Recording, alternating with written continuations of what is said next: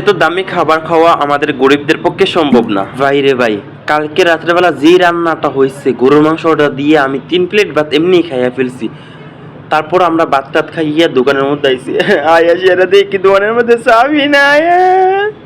পরে আর পাঠাইছে আবার চাবি আনার লিগে হন যদি চাবি না পাই রাত্রে বাইরে ঘুমাইতে হইব। তারপরে এখানে কোয়েল পাখি দিচ্ছে আমরা আমার মতন পিঠের মধ্যে নাই।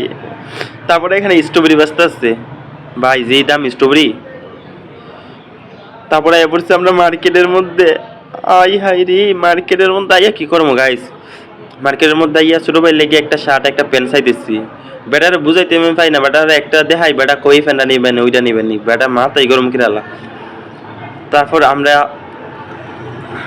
পুরা মার্কেট ঘুইরা একটা কাপড়ও পছন্দ না, শেষমেশ লাস্টের একটা দোকান থেকে কাপড় পছন্দ করছি, এই গেঞ্জিটা নিচ্ছি আর একটা পেন নিচ্ছি।